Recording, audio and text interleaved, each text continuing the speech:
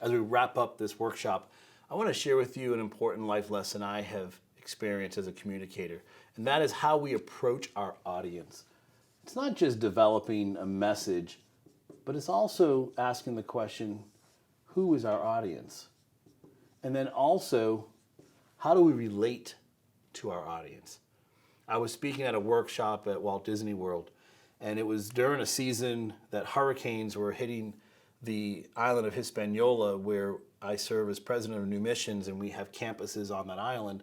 And my emotions were very tense. I was very upset that there was another hurricane coming to the countries in which I serve. And it really changed my perspective on my audience. Because I was somewhat angry internally, I became mad at my audience. And I communicated that day with an intensity I don't normally communicate with. And it affected how they heard my message. And it was not helpful at all. And so since then, I'll never forget that day, I approach my audience with this one mindset. I love my audience. I love them. And so before I take the stage, I'm there not to hurt them or yell at them or even take a stance that I know something you don't know, so you better listen to me. But it's no, I love them and I want to help them. I'm really there to serve them. And we are both on this journey together. And what happens when you take the posture of loving your audience, you eliminate the desire in you to be liked by them.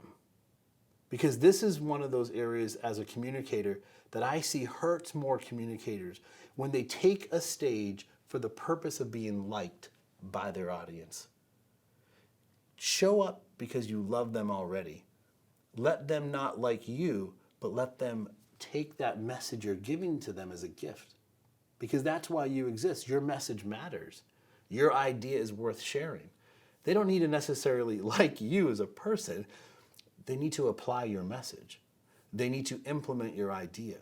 Because when you already love your audience, then you've already jumped over that hurdle of acceptance or approval. You know, they're going to like me.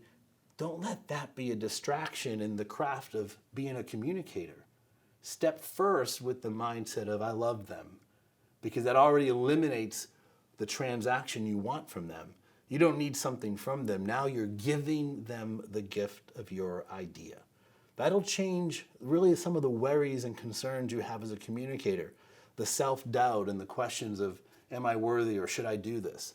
Because I believe communicators are difference makers because we share ideas worth sharing that really make an impact in people's lives. So take the stage, speak, communicate, and share because you love the audience you're in front of.